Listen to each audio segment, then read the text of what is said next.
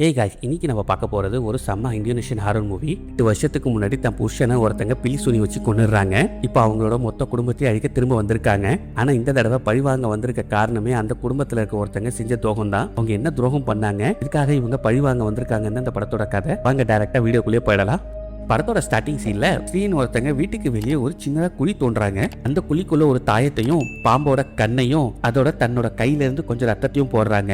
அதுக்கப்புறமா இந்த தாயத்தை நம்ம குடும்பத்தை எல்லா கெட்ட சக்தியிலும் காப்பாற்றணும், இதுவும் நம்மள பாதுகாக்கணும்னு சொல்லி வேண்டிக்கிறாங்க. இப்போ கட் பண்ணா வீட்டுக்குள்ள ஸ்ரீயோட பையன் ஆந்தியும் அவங்க பொண்ணு தீனாவையும் காட்டுறாங்க. ஆந்தி தன்னோட தங்கச்சியை கிண்டல் பண்ணிட்டு, நீ எப்பவுமே லா படிப்புல சீரியஸா இருக்கிறதுனால தான் இன்னொரு சிங்கிளாவே இருக்கேன்னு சொல்லி கலாய்க்கிறான். அவனோட வைஃப் ராணியும் அதுல சேர்ந்து சிரிக்கிறா. அந்த நேரத்துல ஸ்ரீ வீட்டுக்குள்ள வந்ததும் நேரா வாசல்ல கட்டி இருந்த தாயத்தை செக் பண்றாங்க. அதுல இருக்க டாட்ஸ் எண்ணி பார்த்துட்டு 5 ஆட் நம்பர்னு சொல்றாங்க. அது ஏன்னு ராணி கேக்குறா. அதுக்கு தீனா, எங்க அம்மாவோட நம்பிக்கைப்படி இந்த தாயத்துல இருக்க அந்த டாட்ஸ் ஈவன் நம்பரா மாறினா நம்ம குடும்பத்துக்கு பெரிய ஆபத்து வரப்போகுதுன்னு அர்த்தம்னு விளக்குறா. அதுக்கப்புறமா ஸ்ரீ வேலை பார்த்ததெல்லாம் போதும், முதல்ல பிரேக்ஃபாஸ்ட் சாப்பிடுன்னு சொல்லி தீனாவை கூப்பிடுறாங்க. அப்போதான் ஆந்தி அம்மாவோட கையில இருக்கிற காயத்தை பார்த்துட்டு, அப்பா இறந்து 8 வருஷம் ஆயிடுச்சு, ஆனா டெய்லியும் இந்த சடங்கு நீங்க பண்ணிட்டு இருக்கீங்கன்னு கேக்குறா. அதுக்கு ஸ்ரீ, இதெல்லாம் நம்ம சேஃப்டிக்காக தான் பண்றேன்னு சொல்றாங்க. அதுக்கப்புறமா அவங்க ராணியை பார்த்துட்டு, உனக்கு வெயிட் கொஞ்சம் கூடி இருக்கே, நீ பிரெக்னண்டா இருக்கியான்னு கேக்குறாங்க.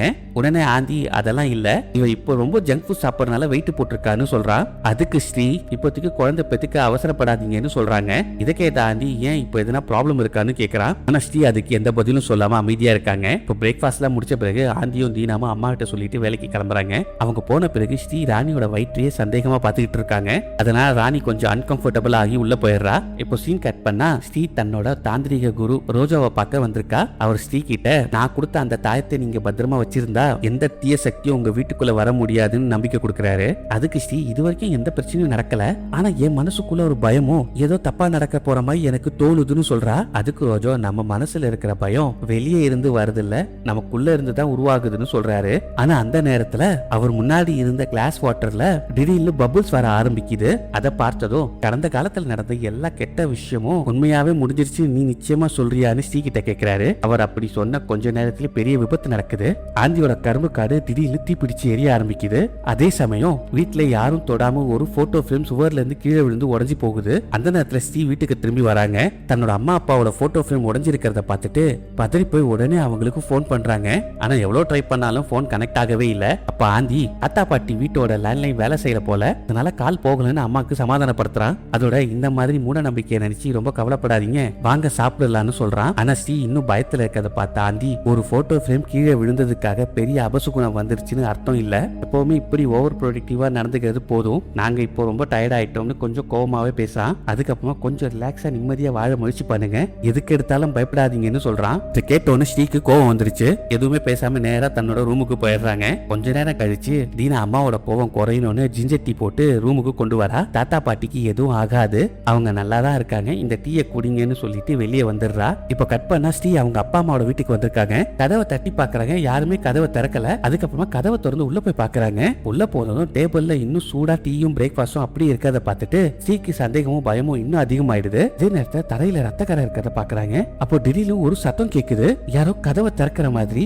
ஸ்ரீ அந்த பக்கம் நடந்து போகும்போது பக்கத்து ரூம்ல இருந்து யாரோ கூப்பிடுற மாதிரி சத்தம் கேக்குது. உடனே அந்த ரூமுக்குள்ள போய் பார்த்தா பெட் மேல ஸ்ரீயோட அம்மா கழுத்தறுத்தப்பட்ட நிலையில இருக்காங்க. அதோட ரூம்ல இருந்த கபோருக்குள்ள அப்பாவோட தலையில கோடாலியால யாரோ அடிச்சிருக்காங்க. இதெல்லாம் பார்த்து அவங்க அழுதுட்டு இருக்கும் போது அதே நேரத்துல பெட்ல இருந்த அவங்க அம்மா ஸ்ரீயை அப்படி பிடிச்சு இழுக்கிறாங்க. அடுத்த செகண்ட் ஸ்ரீ அலறி அடிச்சுட்டு எழுந்திருக்கிறாங்க. அப்போதான் அது ஒரு கொடூரமான கனவுன்னு தெரிய வருது. அடுத்த நாள் ஹாஸ்பிட்டல்ல டாக்டர் ராணியை செக் பண்ணிட்டு, நீங்க 2 மாசம் பிரெக்னென்ட்னு கன்ஃபார்ம் பண்றாங்க. இந்த நல்ல செய்தி கேட்டதும் இவங்க 2 பேரும் ரொம்ப சந்தோஷப்படுறாங்க. ஹாஸ்பிட்டல்ல இருந்து வீட்டுக்கு வரும்போது ஆந்தி இந்த நல்ல விஷயத்த அம்மா கிட்ட சொல்றதுக்கு இதுதான் சரியான டைம்னு சொல்றான். அதே நேரத்துல ரோடோரமா யாரோ ஒருத்தங்க நின்றுட்டு இருக்கிறத ஆந்தி கவனிக்கிறான். ஆனா அதை அவன் பெருசா எடுத்துக்காம வீட்டுக்கு கிளம்புறான். வீட்டுக்கு வந்ததும் இந்த நல்ல செய்தியை சொல்ல போற நேரத்துல தீனா ஒரு அதிர்ச்சி செய்தியை சொல்றா. கொஞ்ச நேரத்துக்கு முன்னாடி தாத்தா போன் பண்ணியிருந்தாரு, பாட்டிக்கு ரொம்ப உடம்பு முடியலன்னு சொன்னாரு, அதனால இப்பவே அங்க போகணும்னு சொல்றா. அதை கேட்ட ஆந்தி, அப்படின்னா நேத்து ராத்திரி அம்மா பயந்தா உண்மையாவே நடக்க ஆரம்பிச்சிச்சான்னு வருத்தப்படுறா. கார்ல போயிட்டு இருக்கும் போது நேத்து ராத்திரி அம்மா கிட்ட கோவமா பேசுனதுக்காக ஆந்தி மன்னிப்பு கேட்கறா.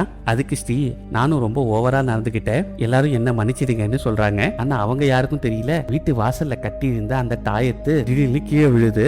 அதுல இன்னொரு டாட்டும் வந்திருக்கு. இப்ப அதுல 6 புள்ளிகள் இருக்கு, அதாவது ஈவன் நம்பரா மாறிடுது. ஸ்ரீயோட நம்பிக்கைப்படி அவங்களுக்கு ஒரு பெரிய ஆபத்து வரப்போகுதுன்னு அர்த்தம். இங்க அவங்க எல்லாருமே தாத்தா வீட்டுக்கு வந்து சேர்றாங்க. தாத்தா அவங்கள பார்த்ததும் எல்லாரையும் சந்தோஷமா கட்டி பிடிச்சி வெல்கம் பண்றாரு. முதல்ல பேக் ரூம்ல வச்சுட்டு வாங்க, நான் செஞ்ச சாப்பாடு சாப்பிடலான்னு கூப்பிடுறாரு. அப்போ ஸ்ரீ தன்னோட அம்மாவோட முகம் வாடி போய் கிடக்கிறத பார்த்துட்டு உடம்பு சரியில்லையான்னு சொல்லி கேட்கிறா. அதுக்கு அவங்க அம்மா எனக்கு எதுவுமே இல்லை, நான் நல்லா தான் இருக்கேன்னு சொல்றாங்க. அதுக்கப்புறமா அப்பா உன் அம்மா உன்னை தேவையில்லாம கவலைப்பட வைக்க விரும்பல, உண்மையை சொல்லணும்னா உங்க அம்மா எல்லாரும் ரொம்ப மிஸ் பண்ணாங்கன்னு சொல்றாரு. அதை கேட்ட ஸ்ரீ இவனு நாளா வந்து பார்க்காது என்னோட தப்புன்னு சொல்லி அம்மா கிட்ட மன்னிப்பு கேட்கிறா. அதுக்கப்புறமா அவங்க அம்மா அங்கேருந்து போன பிறகு அவங்க கனவுல பார்த்த மாதிரி டீயும் பிரேக்ஃபாஸ்டும் டேபிள்ல இருக்கு, ஆனா அதுவும் கெட்டு போய் கப்படிக்குது. உடனே அதெல்லாம் எடுத்துக்கிட்டு கிச்சனுக்கு போறாங்க. அந்த நேரத்துல அப்பா நான் ஸ்டோர் ரூமுக்கு போயிட்டு வரேன்னு சொல்லிட்டு போறாரு. அதே சமயம் ஆந்தியும் ராணியும் கிச்சனுக்கு வந்து பார்த்தா சாப்பாடு இருந்த எல்லா பாத்திரத்திலயும் சாப்பாடு முழுக்க அழுகி போயிருக்கு, அதுல புழுக்கள் வேற இருக்கு, நாத்தமும் தாங்க முடியாத அளவுக்கு இருந்துச்சு. இப்போ தீனா பாட்டியை பார்த்து ஸ்டவ் ஆன் பண்ணவே மறந்துட்டாங்கன்னு சொல்றா. அதை பார்த்த ஸ்ரீ நான் இன்னும் முன்னாடியே வந்து பார்த்துருக்கணும்னு சொல்றாங்க. அதுக்கப்புறமா ஸ்ரீ ஆந்தியை பார்த்து பாட்டியை ரூமுக்கு கூட்டிட்டு போய் கொஞ்சம் ரெஸ்ட் எடுக்க வைன்னு சொல்றாங்க. ஆந்தியோ பாட்டியை ரூமுக்கு கூட்டிட்டு போயிடுறான். இங்க ஸ்ரீ கிச்சன்ல இருந்த எல்லா பழைய அழுகி போன ஃபுட்டையும் தூக்கி போடணும்னு முடிவு பண்றாங்க. இப்ப ரூம்ல ஆந்தி பாட்டிக்கிட்ட இப்போ நீங்க தையல் வேலையை பார்த்துட்டு இருக்கீங்களான்னு கேட்கறான். ஆனா பாட்டி நீ யாருப்பான்னு சொல்லி கேட்கறாங்க. அதுக்கு அவன் நான் உங்க பேரன் ஆந்தின்னு சொல்லி ஞாபகப்படுத்துறான். இங்க கிச்சன்ல ராணி ஃப்ரிட்ஜை திறக்கிறா. உடனே தாங்க முடியாத நாத்தம் அடிச்சதுனால வாந்தி வந்துருது. உள்ள பார்த்தா அழுகி போன மீட் நிறைய குவிஞ்சு கிடக்குது. உடனே ஸ்ரீ எல்லாத்தையும் கிளீன் பண்ணி சீக்கிரமா டஸ்ட்பின்ல போடுன்னு சொல்றாங்க. இப்போ தீனா குப்பையை வெளியே போட்டுட்டு இப்போ அவ ஒரு பூனையை பாக்குறா, அதை அப்படியே எடுத்துக்கிறா. ஆனா அந்த நேரத்துல ஸ்டோர் ரூம்ல இருந்து திடீர்னு ஒரு சத்தம் கேக்குது. இப்போ தீனா அங்க போய் தாத்தா நான் உள்ள வரட்டுமான்னு சொல்லி கேக்குறா. இப்போ தாத்தா லைட்டா கதவை திறந்து வேணா உள்ள வராத ரொம்ப அழுக்கா இருக்குன்னு சொல்லி அவளை உள்ள வர விட மாட்டாரு. அன்னைக்கு நைட்டே டின்னர் சாப்பிட்டுட்டு இருக்கும் போது ஆந்தி இந்த வீட்டுல சின்ன வயசுல விளையாடின மெமரிஸை நினைச்சு பேச ஆரம்பிக்கிறான். ஹைட் அண்ட் சீக் விளையாடிட்டு இருக்கும் போது பாட்டியோட அலமாரிக்குள்ள ஒளிஞ்சி தூங்கிட்டேன், அப்ப என்ன காணோன்னு எல்லாரும் செம்மையா பயந்துட்டாங்க. அதை கேட்ட தீனாவும் அந்த சம்பவத்தை நினைச்சு சிரிக்கிறா. ஆந்தி சொன்ன அந்த சம்பவத்தை தாத்தா பாட்டிக்கு ஞாபகம் இருக்கான்னு தீனா கேட்கிறா. ஆனா அவங்க ரெண்டு பேரும் எதுவுமே பேசாம அமைதியா இருக்காங்க. திடீர்னு எந்த காரணமும் இல்லாம ரொம்ப பயங்கரமா சிரிக்க ஆரம்பிக்கிறாங்க. அதுக்கப்புறமா ஸ்ரீ தீனா கிட்ட தாத்தா பாட்டியை நம்ம வீட்டுக்கே கூட்டிட்டு போயிடலாமா, இந்த வயசுல அவங்கள பாத்துக்க யாராவது இருக்கணும்னு சொல்றாங்க. அன்னைக்கு நைட்டு எல்லாரும் தூங்கிட்டு இருக்கும் போது தாத்தாவும் பாட்டியும் திடீர்னு பெட்ல இருந்து கொஞ்சம் மேல மிதக்க ஆரம்பிக்கிறாங்க. அந்த நேரத்துல ராணி தண்ணி குடிக்க கிச்சனுக்கு வரா. அங்க பாட்டி தூக்கத்துல நடக்கிற மாதிரி வித்தியாசமா போயிட்டு இருக்கிறத பார்த்துட்டு பாட்டி எங்க போறீங்கன்னு கூப்பிடுறா. அந்த நேரத்துல தாத்தா வந்துட்டு பாட்டிக்கு தூக்கத்துல நடக்கிற பழக்கம் இருக்கு, நான் பாத்துக்கிறேன்னு சொல்லி ராணியை அனுப்பி வைக்கிறாரு. அடுத்த நாள் காலையில தீனா காணாம போன தன்னோட பூனையை தேடிட்டு இருக்கா. அதே சமயம் ராணி தூக்கத்துல இருந்து எழுந்த உடனே பாட்டி தன்னோட முன்னாடியே நின்றுட்டு இருக்கிறத பார்த்துட்டு பயந்துடுறா. அவளை பார்த்ததும் பாட்டி ஏஞ்சிச்சிட்டியான்னு சொல்லி கேக்குறாங்க. அதுக்கு ராணி லேட்டா ஏஞ்சிட்டேன் சாரின்னு சொல்றா. அதுக்கு அவங்க நீ நல்லா ரெஸ்ட் எடுக்கணுமான்னு சொல்றாங்க. அங்க பூனை கிடைக்கலன்னு தீனா கவலையோட இருக்கா. அதை பார்த்த ஸ்ரீ சீக்கிரமா பூனை வந்துடும் சொல்லி ஆறுதல் சொல்றாங்க. அதுக்கப்புறமா கடைக்கு போய் கொஞ்சம் அரிசி வாங்கிட்டு வர சொல்றாங்க. ஆந்தி ராணி ஏதோ யோசனை இருக்கிறத பார்த்துட்டு என்னாச்சு ஏதாவது ப்ராப்ளமான்னு சொல்லி கேட்கறான். அதோட ரெடியாக வெளியே கொஞ்சம் சுத்திட்டு வரலான்னு சொல்றான். அந்த நேரத்துல ஸ்ரீ தன்னோட அப்பா காலில் செருப்பு கூட போடாம கையில கோடாரியோட வெளியே போறத பாக்குறா. எங்க போறீங்கன்னு சொல்லி கேக்குறா. அவரு ஸ்டோர் ரூமை சரி பண்ண மரம் வெட்ட காட்டுக்கு போறேன்னு சொல்றாரு. ஆனா ஸ்ரீ ஆந்தியும் கூட்டிட்டு போங்கன்னு சொல்றா. ஆனா அவரு வேண்டாம் நான் தனியாவே பாத்துக்கிறேன்னு சொல்லிட்டு கிளம்பிடுறாரு. இங்க ஆந்தி பாட்டி கிட்ட நான் ராணியை கொஞ்சம் வெளியே சுத்தி காட்டிட்டு வரேன்னு சொல்றான். அதுக்கு பாட்டி மத்தியான சாப்பாடுக்குள்ள திரும்பி வந்துடுன்னு சொல்றாங்க. அதே நேரத்துல கடையில இருந்து திரும்பி வந்ததீனா தாத்தா காட்டுக்குள்ள இருக்கும் ஆழமான பகுதி நோக்கி பைத்தியம் பிடிச்ச மாதிரி நடந்து போறத பாக்குறா. தாத்தா தாத்தான்னு பல தடவை கூப்பிடுறா. ஆனா அவரு திரும்பி கூட பார்க்காம நடந்து போயிட்டே இருக்காரு. தாத்தாவை ஃபாலோ பண்ணிட்டே போகும்போது தீனா திடீர்னு தடுமாறி கீழே விழுந்துடுறா. பார்த்தா தாத்தா காட்டுக்குள்ள எங்கேயும் மாயமா காணாம போயிடுறாரு. இப்ப ஆந்தியோ ராணியும் காட்டுக்குள்ள இருக்கிற அழகான இடத்தை சுத்தி பார்த்துட்டு இருக்காங்க. அப்ப ஆந்தி நாங்க சின்ன வயசுல இங்க வந்ததுல நானும் தீனாவும் இந்த காட்டுல தான் விளையாடிட்டு இருப்போம். அப்ப கொஞ்ச நேரம் கழிச்சு ராணி அவங்க கிட்ட உங்க அப்பா பிளாக் மேஜிக்னால எப்படி இறந்தாரு, உண்மையா என்ன நடந்துச்சுன்னு சொல்லி கேக்குறா. அதுக்கு ஆந்தி நான் சொல்றதை கேட்ட பிறகு என்னையும் என் ஃபேமிலியும் தப்பா நினைக்க கூடாதுன்னு சொல்றான். ராணி சரின்னு சொன்னதும் ஆந்தி கடந்த காலத்துல நடந்ததை சொல்ல ஆரம்பிக்கிறான். கல்யாணத்துக்கு முன்னாடி என்னோட அம்மாக்கு 2 க்ளோஸ் ஃப்ரெண்ட் இருந்தாங்க. ஒருத்தி லைலா, இன்னொருத்தர் ஹர்மன். அவர் தான் பிறகு என்னோட அப்பா ஆனாரு. உண்மையிலேயே ஹர்மன் லைலாவை தான் காதலிச்சாரு. ஆனா அம்மா அவரை அடைய பிளாக் மேஜிக் பயன்படுத்தினாங்க. லைலா பிரெக்னென்ட்டாக இருந்தாலும் ஆனா அம்மா ஹர்மனை விட்டு கொடுக்கல. கடைசியில நினைச்ச மாதிரி அவரை கல்யாணம் பண்ணிட்டாங்க. அதுக்கப்புறமா 20 வருஷம் கழிச்சு லைலாவும் அவங்க பொண்ணும் அப்பாவை பழி வாங்க திரும்பி வந்தாங்க. பிளாக் மேஜிக் பயன்படுத்தி என்னோட அப்பாவை கொன்னுட்டாங்க. அந்த அட்டாக்ல அம்மாவையும் தீனாவையும் கூட கிட்டத்தட்ட இறக்குற நிலைமைக்கு வந்துச்சு. ஆனா சரியான நேரத்துல நான் போய் எப்படி அவங்கள காப்பாத்திட்டேன். ராணி அந்த ஹனும்னா யாருன்னு சொல்லி கேட்கிறா. அதுக்கு ஆண்டி ஹனும் லைலாவுக்கும் என்னோட அப்பாவுக்கும் பிறந்த பொண்ணு. அவ என்ன காதலிக்கிற மாதிரி நடிச்சு நம்ம ஃபேமிலியை ஏமாத்தினா. கடைசியில அம்மாவையும் தங்கச்சியும் காப்பாத்துறதுக்காக நானே லைலாவையும் அவங்க பொண்ணையும் தீயில எரிச்சு கொன்னுட்டேன்னு சொல்றான். ஆனி இந்த கதையை சொல்லிட்டு இருக்கும் போதே ஏரிக்கரையில கேம்பிங் பண்ணிட்டு இருந்த சில பேர்கிட்ட இருந்து அடிக்கடி ஒரு விசித்திரமான சிரிப்பு சத்தம் கேக்குது. ஆனா அந்த சிரிப்பு ஏனோ ரொம்ப பயங்கரமா இருந்துச்சு. பார்த்தா அங்க ஹனு நின்னுட்டு இருக்க மாதிரி இருக்கு. கண்ண மூடி திறக்கிறதுக்குள்ள அவங்க காணாம போயிடுறா.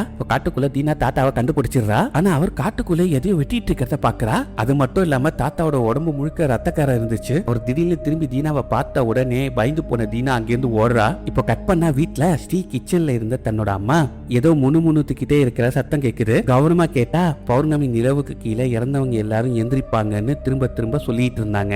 அந்த நேரத்துல தீனாவும் திரும்பி வீட்டுக்கு வந்துடுறா. அப்போ ஸ்ரீ அம்மா கிட்ட என்ன பண்ணிட்டு இருக்கீங்கன்னு சொல்லி கேக்குறா. அதுக்கு அவங்க செத்து போன அந்த பூனையை காட்டி எல்லாருக்கும் சாப்பாடு செஞ்சிட்டு இருக்கேன்னு சொல்றாங்க. அதுவும் பேசிக்கிட்டே இருக்கும் போது திடீர்னு யூரினும் போயிடுறாங்க. அதை பார்த்த ஸ்ரீக்கு ரொம்ப கஷ்டமாயிடுது. உடனே அம்மாவை பாத்ரூமுக்கு கூட்டிட்டு போய் கிளீன் பண்றா. அப்போதான் அவங்களோட முதுகு முழுக்க பெரிய பெரிய காய தழும்புகள் இருப்பதை பாக்குறா. இவ்வளவு பெரிய காயம் இருந்தும் என் கிட்ட சொல்லவே இல்லையேன்னு சொல்லி கேட்டு ஸ்ரீ அழுது கிட்ட மன்னிப்பு கேட்கிறா. அதோட இனிமே உங்களையும் அப்பாவையும் நான் நல்லா பாத்துக்கிறேன், டாக்டர்கிட்ட கூட்டிட்டு போறேன்னு சொல்லி ப்ராமிஸ் பண்றா. இப்போ தீனா பூனையை தோட்டத்துல புதைச்சிட்டு இருக்கும் போது அப்போ தாத்தா கையில ஏதோ ஒன்னு எடுத்துக்கிட்டு ஸ்டோர் ரூம்குள்ள போறத பாக்குறா. அப்போ சந்தேகப்பட்டு மெதுவா அங்க போறா. ஆனா தாத்தா உடனே வெளியே வந்துட்டு நீ தனியா இங்க நின்னுட்டு இருக்க, வீட்டுக்குள்ள போன்னு சொல்லி அவளை அனுப்புறாரு. அன்னைக்கு நைட்டு தீனா தாத்தாவும் பாட்டியும் ரொம்ப விசித்திரமா நடந்துக்கிறாங்க. ஏதோ சரியில்லாம இருக்குன்னு அம்மாட்ட சொல்றா. அதுக்கு ஸ்ரீ இது வயசானவங்களுக்கு வர டெமனிஷாவோட சிம்டம்ஸா இருக்கலாம், இந்த நேரத்துல மெமரி லாஸ் வரும், அதனால அவங்களுக்கே தெரியாம விசித்திரமாவும் அப்நார்மலாவும் நடந்துப்பாங்கன்னு விளக்குறாங்க. ஆனா தீனா நம்ம ஃபேமிலிக்கு முன்னாடி நடந்த பிளாக் மேஜிக் விஷயம் எல்லாம் நினைச்சா அவருக்கு பயமா இருக்கு, அதுவும் இதே மாதிரி ஏதாவது இருக்குமோன்னு சொல்றா. ஆனா ஸ்ரீ போதும் இனிமே இந்த விஷயத்த பத்தி நீ பேசாதுன்னு சொல்றாங்க. இங்க ஆண்டி ரூம்ல படுத்துட்டு இருக்கும் போது பக்கத்துல ஹனும் படுத்துட்டு இருக்க மாதிரி தெரியுது. அதை பார்த்து அவன் பயந்து திரும்பிடுறான். ராணி என்ன ஆச்சுன்னு கேட்டதும் ஒன்னும் இல்ல நல்லா தான் இருக்குன்னு சொல்லி சமாளிக்கிறான். அதே நேரத்துல ஸ்ரீ தன்னோட அம்மா அப்பா ரூமுக்கு போய் அவங்க தூங்கிட்டு இருக்கதை பார்த்துட்டு வெளியே வந்துடுறாங்க. ஆனா ஸ்ரீ வெளியே போன அடுத்த செகண்டே தாத்தாவும் பாட்டியும் திடீர்னு ஒரே நேரத்துல ஏஞ்சி உட்காடுறாங்க. அன்னைக்கு மிட் நைட்ல தீனாக்கு திடீர்னு ஒரு சத்தம் கேக்குது. பௌர்ணமி நிலவுக்கு கீழே இறந்தவங்க எல்லாரும் எந்திரிப்பாங்க. அந்த சத்தத்தை கேட்டு வெளியே வந்து செக் பண்ணி பாக்குறா. இப்ப அவளுக்கு பின்னாடி அவங்க பாட்டி நடந்து போறாங்க. இப்ப ஏதோ கதவு திறக்கிற சத்தத்தை கேட்டுட்டு மெயின் டோருக்கு வந்து பாக்குறா. இப்ப அங்க இருக்க ஸ்டோர் ரூம்ல இருந்து தாத்தாவோட குரல் கேக்குது. பௌர்ணமி நிலவுக்கு கீழே இறந்தவங்க எல்லாரும் எந்திரிப்பாங்கன்னு திரும்ப திரும்ப சொல்ற சத்தம் வருது. தீனாவும் ஸ்டோர் ரூமுக்கு போய் உள்ள எட்டி பார்க்க முயற்சி பண்றா. அடுத்த செகண்ட் தாத்தா கதவை திறந்து கையில கோராடியோட வெளியே வந்து தீனாவை துரத்த ஆரம்பிக்கிறாரு. உயிர் பயத்துல தீனா வீட்டுக்குள்ள ஓடி வந்து கதவை லாக் பண்ணிக்கிறா. வெளியே இருந்த தாத்தா கதவை பலமா அடிச்சிட்டு இருக்காரு. திடீர்னு அந்த சத்தம் நின்னு போயிடுது. தீனா திரும்பி பார்த்தா தாத்தா அவன் முன்னாடியே நின்றுட்டு இருக்காரு. இவ்வளவு நேரத்துல ஏன் முழிச்சிட்டு இருக்கேன்னு சாதாரணமா கேக்குறாரு. பயந்து போன தீனா தண்ணி குடிக்க வந்தேன்னு சொல்லிட்டு அங்க இருந்து கிளம்பிடுறா. அங்க ரூம்ல ராணிக்கு ஜாப்பனீஸ் லாங்குவேஜ்ல சத்தம் கேட்டு தூக்கத்துல இருந்து எந்திரிக்கிறா. கண்ணை திறந்து பார்த்தா பாட்டி அவளோட முன்னாடி நின்றுட்டு இருக்காங்க. மெதுவா ராணி கிட்ட வந்து அவளோட வயிறை தடவ ஆரம்பிக்கிறாங்க. அடுத்த நாள் காலையில தீனா அம்மா கிட்ட நேத்து ராத்திரி நான் பார்த்தது நம்ம தாத்தாவே கிடையாதுன்னு சொல்றா. அதுக்கு ஸ்ரீ தேவையில்லாம கற்பனை பண்ணாதுன்னு சொல்றாங்க. முன்னாடி நான் சூப்பர் நேச்சுரல் சொன்னப்போ எல்லாரும் என்ன ஓவர் ரியாக்ட் பண்றேன்னு சொன்னீங்க, இப்போ நான் நார்மலா இருக்க ட்ரை பண்ணா ஆனா நீங்க எல்லாரும் என்ன ப்ளேம் பண்றீங்கன்னு சொல்றாங்க. இங்க ராணி ஆண்டி கிட்ட என்னால இனிமே இங்க இருக்க முடியாது, பாட்டியோட பிஹேவியர் ஒரு மாதிரியா இருக்குன்னு சொல்றா. அதுக்காண்டி இன்னும் கொஞ்ச நேரத்துல கிளம்பிடலாம், இப்போ திடீர்னு போனா தப்பா இருக்கும், கவலைப்படாத, பாட்டி உன்னை ஒன்னும் பண்ண மாட்டாங்கன்னு சொல்லி சமாதானப்படுத்துறான். கட் பண்ணா வீட்டுக்கு வெளியே ஒரு ஆள் நின்னுட்டு இருப்பது பார்த்த ஸ்ரீ அவன் கிட்ட போறாங்க. அவர் ஸ்ரீ கிட்ட நான் பக்கத்து வீட்டுக்காரன், சில நாட்கள் முன்னாடி நான் டொனேஷன் வாங்க வந்தேன், ஆனா வீட்டுல யாருமே இல்லைன்னு சொல்றான். இதை கேட்டோன்னு ஸ்ரீக்கு ஷாக் ஆயிடுது. என்னோட அம்மா அப்பா வீட்டை விட்டுட்டு வெளியே போகவே மாட்டாங்கன்னு சொல்றா. அதுக்கு அந்த ஆளு எல்லா கதையும் ஜன்னலையும் தட்டி பார்த்தேன், ஆனா உள்ள இருந்து யாருமே ரெஸ்பான்ஸ் கொடுக்கலன்னு சொல்றாரு. உடனே ஸ்ரீ வீட்டுக்குள்ள போய் பார்த்தா அப்பா அம்மா ரெண்டு பேரையும் காணோம். பசங்க கிட்ட கேட்டாலும் யாருக்கும் அவங்க எங்க போனாங்கன்னு தெரியல. அதனால ஸ்ரீ ரொம்ப டென்ஷன் ஆயிடுறாங்க. ஏன்னா இன்னைக்கு அவங்க அம்மா அவங்க டாக்டர்கிட்ட கூட்டிட்டு போகணும்னு நினைச்சாங்க. புதினா தாத்தா காட்டுக்கு போனதா நான் பார்த்தேன், ஒருவேளை அவங்க அங்கதான் இருப்பாங்கன்னு சொல்றா. உடனே எல்லாரும் காட்டுக்குள்ள போய் தாத்தா பாட்டியை தேட ஆரம்பிக்கிறாங்க. தீனா தாத்தாவை பார்த்த இடத்துக்கு கூட்டிட்டு போறா. ஆனா அங்க போய் பார்த்ததும் தலை வெட்டப்பட்ட நிலையில கிடக்கிற ஆடுங்களோட டெட் பாடியை பார்த்துட்டு இவங்க எல்லாருமே ஷாக் ஆயிடுறாங்க. அதை பார்த்த ஆண்டி தீனா கிட்ட தாத்தா தான் பண்ணிருப்பாருன்னு நல்லா தெரியுமான்னு சொல்லி கேட்கறா. அதுக்கு தீனா நீயும் அம்மா மாதிரி என்ன நம்ப மாட்டேன்னு சொல்லி கேட்கறா. அந்த நேரத்துல அதை பார்த்த ராணிக்கு வாமிட் வந்துருது. அப்ப காட்டுக்குள்ள யாரும் நின்னுட்டு இருக்கத பாக்குறா. ஆனா ஆண்டி அந்த பக்கம் வந்த உடனே அந்த உருவம் திடீர்னு காணாம போயிடுது. தேடி தேடி பார்த்து தாத்தா பாட்டி கிடைக்காம ராத்திரி ஆயிடுது. இப்ப அவங்க எல்லாரும் வீட்டுக்கும் திரும்பி வந்துடுறாங்க. இந்த வயசுல காட்டுக்குள்ள வழி தெரியாம மாட்டிக்கிட்டாங்களோன்னு அம்மா அப்பாவை நினைச்சு ஸ்ரீ வருத்தப்படுறாங்க. உடனே போலீஸ்க்கு இன்ஃபார்ம் பண்ணணும்னு முடிவு பண்றாங்க. அப்ப ஆந்தியும் வாங்க ஸ்டேஷன் போலான்னு சொல்லி கூப்பிடுறான். இப்ப வீட்டுக்குள்ள கிராமபோன் பாட்டு ஓடுற சத்தம் கேக்குது. உள்ள வந்து பார்த்தா தாத்தா பாட்டி ஜாலியா டான்ஸ் ஆடிட்டு இருக்காங்க. இருக்காங்க. அவங்க 2 பேரோட காலையும் சேறு ஒட்டிட்டு இருக்கு. அப்போ ஸ்ரீ அம்மாவோட காலை கிளீன் பண்ணிக்கிட்டே நீங்க ஏமா காட்டுக்குள்ள போனீங்கன்னு கேக்குறா. ஆனா அதுக்கு அவங்க சரியான பதில் சொல்லவே இல்ல. கொஞ்ச நேரம் கழிச்சு ஸ்ரீ அம்மா வெளியே கூட்டிட்டு வந்ததும் பாட்டி ராணியை பார்த்துட்டு நான் பார்த்தா ரொம்ப டயர்டா இருக்கு, உடம்ப நல்லா பாத்துக்கோ, இதனா வயித்துல இருக்க குழந்தைக்கு நல்லது இல்லைன்னு சொல்றாங்க. அதை கேட்டோன்னு ஸ்ரீ ஷாக் ஆயிடுறாங்க. எப்படி ராணி பிரெக்னென்ட்னு தெரியும்னு கேக்குறா. அதுக்கு அவங்க அம்மா நானும் ஒரு குழந்தைய பெத்தவ, எனக்கு நல்லா தெரியும்னு சொல்றாங்க. உடனே ஸ்ரீ ராணியை பார்த்து இது உண்மையானு கேக்குறாங்க. அப்ப ஆந்தி ஆமாம்மா ராணி 2 மாசம் பிரெக்னென்ட்னு சொல்றான். அதுக்கு ஸ்ரீ சந்தோஷப்படுறதுக்கு பதிலா திடீர்னு ரொம்ப இரிட்டேட் ஆகிடுறாங்க. இந்த மாதிரி நடந்துக்கிறத பார்த்து ராணி அழ ஆரம்பிக்கிறா. இதெல்லாம் பார்த்தா ஆந்தி ராணியை ரூமுக்கு கூட்டு போய் சமாதானப்படுத்துறான். ரூம்ல இருந்த அம்மாவை தீனா வந்து பாக்குறா. அங்க அவங்க ரொம்ப கவலையோட உட்காந்துட்டு இருக்காங்க. இப்ப ஆந்தி பாத்ரூம்ல இருக்கும் போது இப்ப அவளுக்கு ஹனும் தெரியுறா. உன்னோட அம்மாக்கு உன்னோட குழந்தைய பிடிக்கல, இதனால உன் மனசுல எவ்வளவு வலி இருக்கும்னு எனக்கு தெரியும். இப்ப பயங்கரமா சிரிச்சிட்டு இதெல்லாம் ஒரு வலியே கிடையாது, இனிமேதான் உண்மையான வலியை ஆரம்பிக்க போகுதுன்னு சொல்லிட்டு காணாம போயிடுறா. அதை பார்த்த ஆந்தி அதிர்ச்சியோட பாத்ரூம்ல இருந்து வெளியே வரான். ரூமுக்குள்ள போற நேரத்துல ஏதோ சத்தம் கேக்குது. அதனால தாத்தா பாட்டி ரூமுக்கு போய் பாக்குறா. ஆனா பெட்ல யாருமே இல்ல. அப்போ ஸ்டோர் ரூம்ல லைட் எரியறத கவனிக்கிறா. இப்போ ஸ்டோர் ரூம் கிட்ட போனா தாத்தா பாட்டியோட சத்தம் கேக்குது. பௌர்ணமி நிலவு கீழே இறந்தவங்க எல்லாரும் எந்திரிப்பாங்கன்னு திரும்ப திரும்ப சொல்லிக்கிட்டே இருக்காங்க. இப்ப ஆந்தி அந்த கதவை திறக்க ட்ரை பண்றான். ஆனா அவனால திறக்க முடியல. அதனால சின்ன கேப்ல பார்த்தா உள்ள 2 பேரும் விசித்திரமா நடந்துட்டு இருக்காங்க. அடுத்த நிமிஷமே கரிய பச்சையா சாப்பிடுறாங்க. அதை பார்த்து இவன் பயந்து போய் உடனே ரூமுக்கு ஓடி வந்துடுறான். இங்க ஸ்ரீ இருக்கிற ரூம்ல கதவு தானா திறக்குது. அதை பார்த்துட்டு அவங்க வெளியே வந்து செக் பண்றாங்க. இப்போ பின்னாடி இறந்து போன ஹஸ்பண்ட் அவங்கள வந்து பிடிக்கிறாரு. அப்பா அவர் கோபமா இதுக்கெல்லாம் காரணம் நீ தான், இனிமே இதோட விளைவை நீ அனுபவிக்கணும்னு சொல்றாரு. அதை பார்த்து பயந்து போன ஸ்ரீ தீனாவை எழுப்புறாங்க. தீனா நினைச்சு திரும்பி பார்த்தா அங்க லைலா உட்காந்துட்டு இருக்கா. இவங்க 2 பேரையும் பார்த்தோன்னு பயத்துல கத்துறாங்க. அடுத்த நாள் காலையில தாத்தாவும் பாட்டியும் கிச்சன்ல எல்லா வேலையும் செம்ம வேகமா ஒரு மாதிரி விசித்திரமா பண்ணிட்டு இருக்காங்க.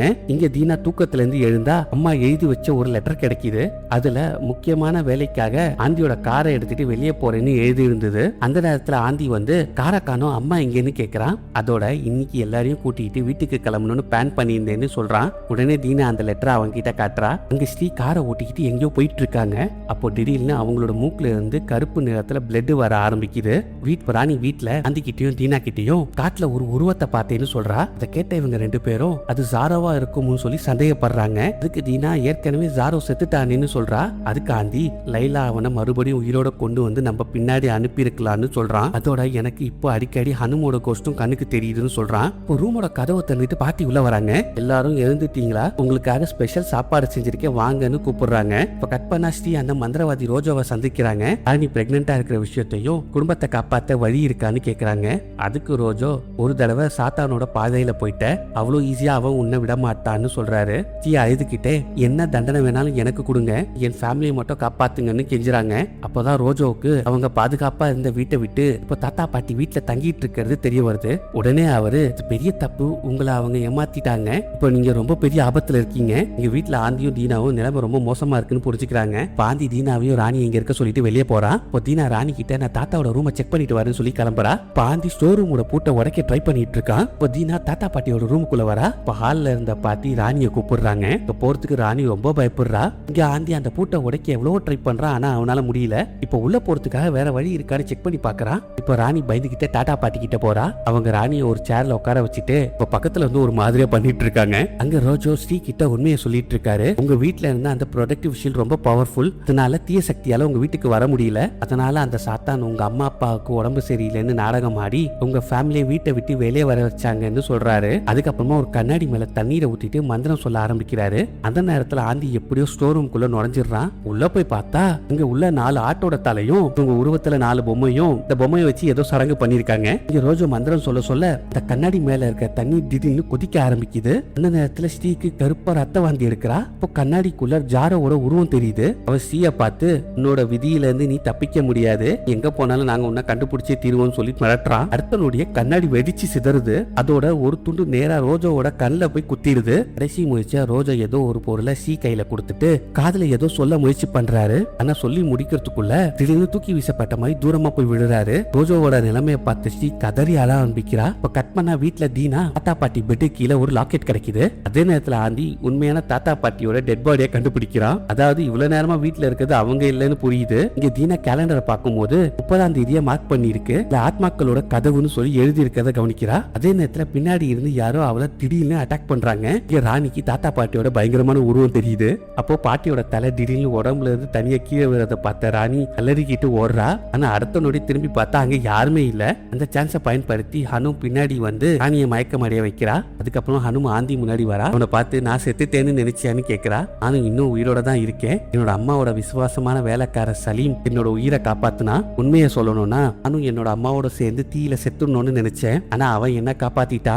இப்போ இந்த உடம்புல இருக்கிற தீக்காயம் எல்லாமே நடந்தது எல்லாமே தினமும் ஞாபகப்படுத்துது. உன்னோட ஃபேமிலி என் கிட்ட இருந்து எடுத்தது எல்லாம் நான் ஒருபோதும் மறக்க மாட்டேன். அதுக்கப்புறம் உனக்கும் வைஃபுக்கும் குழந்தை வரப்போகுது தெரிஞ்ச உடனே நான் உயிரோட இருக்கிற வரைக்கும் உங்க ஃபேமிலியை நிம்மதியா வாழ விட மாட்டேன்னு சபதம் எடுக்கிறா. அவளோட விசுவாசமான வேலைக்கார சலீம் இந்த பழிவாங்கிற எண்ணத்தை விட்டுடுன்னு நிறைய வாட்டி என்கிட்ட சொன்னா. ஆனா நான் கேட்கவே இல்லை. உன்னோட அம்மாவோட சாவுக்கு பழி வாங்கி உன்னோட ஃபேமிலியை முழுசா அழிக்கணும்னு பிடிவாதமா இருந்தேன். கடைசியில சலீம் நான் போலீஸ் கிட்ட சொல்லிடுவேன்னு மிரட்டினா. அதுக்கப்புறமா ஹனும் சலீமை கொடூரமா கொண்டுட்டு அதுக்கப்புறமா பயங்கரமான ஒரு சடங்கை செய்ய ஆரம்பிக்கிறா. இந்த மந்திரத்தை சொன்னோன்னே மந்திரவாதி ஜாரோவை மறுபடியும் உயிரோட கொண்டு வந்து தன்னோட கட்டுப்பாட்டுக்குள்ள வச்சுக்கிறா. அதுக்கப்புறமா தன்னோட அம்மாவோட சாவுக்கு காரணமான ஸ்ரீ ஃபேமிலியை முழுசா அழிக்கணும்னு ஜாரோ கிட்ட உதவி கேட்கிறா. அதை கேட்ட ஜாரோ பயங்கரமா சிரிச்சிட்டு ஸ்ரீயோட வீடு ஒரு பவர்ஃபுல் ப்ரொடெக்டிவ் ஷீல்டு இருக்கு, அதனால பிளாக் மேஜிக் உள்ள போக முடியாதுன்னு சொல்றான். அதனால ஹனும் ஆந்தியோட பிரெக்னன்ட் வைஃப் ராணியோட வயித்துல இருக்கிற குழந்தைய அடுத்த டார்கெட்டா தேர்வு பண்றா. அந்த நேரத்துல ஜாரோ பௌர்ணமி ராத்திரி ஸ்பிரிட் கேட்டை திறக்கிற ஈவில் மந்திரத்தை சொல்ல ஆரம்பிக்கிறா. ஒரு நாள் ஹனும் ஸ்ரீயோட அம்மா அப்பா வீட்டுக்கு வரா. உள்ள வந்த தாத்தாவை கோடாலியால அடிச்சிடுறா. ரூம்ல இருந்த ஸ்ரீயோட அம்மாவையும் கொடூரமா கொல்றா. அவ சொன்னதை கேட்ட ஆந்தி அவங்க என்ன தப்பு பண்ணாங்க, அவங்கள ஏன் கொன்னேன்னு கேக்குறான். அதுக்கு ஹனும் சிரிச்சுக்கிட்டே உங்க ஃபேமிலி முழுசா ஒரே நேரத்துல அழியறத பார்க்கணும், இதுக்காக தான் இதெல்லாம் பண்ணேன்னு சொல்றா. அந்த நேரத்துல ஜாரோ வந்து ஆந்திய மயக்கமடைய வைக்கிறான். இப்போ ஸ்ரீ வீட்டுக்கு வந்து பார்த்தா அங்க வீட்டுல யாருமே இல்ல. கேலண்டர்ல மார்க் பண்ணி இருந்த அந்த ஸ்பிரிட் கேட் தேதியை பார்த்துட்டு ஒரு பெரிய விஷயம் நடக்க போகுதுன்னு புரிஞ்சு எல்லாரையும் தேடி கிளம்புறாங்க. இங்க ஹனும் பௌர்ணமி ராத்திரி ஒரு சடங்கை பண்ண ஆரம்பிக்கிறா. இந்த ராணி தீனா எல்லாரையும் கல்லறை அருகே கட்டி போட்டு வைக்கிறாங்க. அவ ராணியோட வயித்துல இருக்கிற குழந்தைய அந்த சடங்குக்காக பயன்படுத்த தயாராகிறா. அதை பார்த்த ஆந்தி கதறான். ராணியும் குழந்தைய விட்டுன்னு சொல்லி கெஞ்சுறா. ஜாரோ ஒரு உண்மையை சொல்றான். என்னோட அம்மா உங்க அப்பாவை கல்யாணம் பண்ணிக்கிறதுக்காக ஒரு ஒப்பந்தம் போட்டாங்க, அதுக்காக முதல்ல பிறக்கிற பிள்ளை குழந்தைய பலி கொடுக்க சம்மதிச்சாங்கன்னு சொல்றான். இதுக்கு ஹனும் இந்த ஒப்பந்தத்துக்கான பலி தான் ராணியோட வயித்துல இருக்கிற குழந்தைன்னு சொல்றா. உடனே ஆந்தி அந்த குழந்தைய விட்டுடு, அதுக்கு பதிலா என்ன எடுத்துக்கோ. இதுக்கு ஹனும் உன்னை கொன்னா எனக்கு ஒரு பயனும் இல்ல, எனக்கு வேண்டியது ஒரு தூய்மையான உயிர், இதுதான் என்னோட அம்மாவை திரும்ப கொண்டு வர உதவுன்னு சொல்றா. இதுக்கப்புறமா ஜாரோ ஸ்பிரிட் கேட்டை திறக்க மந்திரம் சொல்ல ஆரம்பிக்கிறா. மேஜிக்கோட தாக்கம் அதிகமாக நீ கடுமையான வழியில துடிக்க ஆரம்பிக்கிறா. இன்னும் அந்த கொடூரமான சடங்கை தொடர்ந்து நடத்தி என்னோட திட்டத்தை நிறைவேற்ற முயற்சி பண்றா. இதெல்லாம் பார்த்த ஆந்திக்கு கோபம் தலைக்கு மேல ஏறிடுது. இன்னும் பார்த்து நீ இதுக்கு கண்டிப்பா அனுபவிப்பேன்னு சொல்றான். இந்த நேரத்துல ஜாரோ ஒரு விலங்க பலி கொடுக்கறான். இதுக்குள்ள ஸ்ரீயும் அங்க வந்துடுறாங்க. யாருக்கும் தெரியாம ஆந்தியோட கயிறை அறுத்துட்டு இருக்காங்க. ஆனா ஆந்தி கோபத்துல குழந்தையே போயிடுச்சு, இப்ப வந்து காப்பாத்தி என்ன பயனுன்னு சொல்லி கத்துறான். ஸ்ரீ அழுதுகிட்டே சாத்தானோட பண்ண அந்த ஒப்பந்தம் தான் இதுக்கெல்லாம் காரணம், இந்த மன்னிச்சிடுன்னு சொல்லி மன்னிப்பு கேட்கறாங்க. இப்போ ஜாரோ அந்த ஸ்பிரிட் கேட்டை முழுசா திறக்க ஆரம்பிக்கிறான். ஆந்தியை விடுவிச்சுட்டு தீனாவோட கயிறை அறுக்கிறதுக்காக போறாங்க. இந்த நொடி லைலா முழு சக்தியோட திரும்ப உயிரோட வந்துடுறா. அதுக்கு மேல வேற வழி இல்லைன்னு புரிஞ்சுக்கிட்ட ஸ்ரீ உன்னோட உடம்பு முழுக்க கெரசூனை ஊத்திக்கிட்டு முன்னாடி போறாங்க. ஜாரோ அவங்கள தூக்கி தூரமா வீசிடுறான். அம்மாவை காப்பாத்த ஆந்தியும் தீனாவும் ஓடுறாங்க. அவங்களையும் ஜாரோ தூக்கி வீசிடுறான். அந்த நேரத்துல ரோஜோ இறக்கிறதுக்கு முன்னாடி கிட்ட கொடுத்திருந்த பொருட்களை எடுத்து ஜாரோ மேல வீசுறாங்க. இது பட்டோன்னா அவனால அசைய முடியல.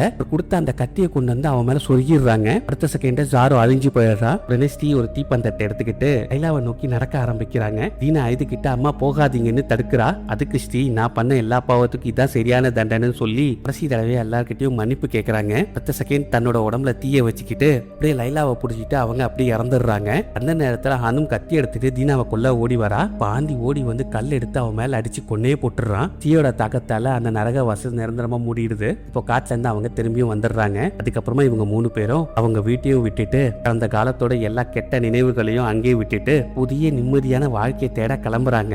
தீனா திரும்பி பார்த்தா வாசல்ல அவங்க அப்பா அம்மா நின்னுகிட்டு சந்தோஷமா வழி அனுப்பிச்சு வைக்கிற மாதிரி தெரியுது. இப்படி இந்த படத்தை முடிச்சிடுறாங்க.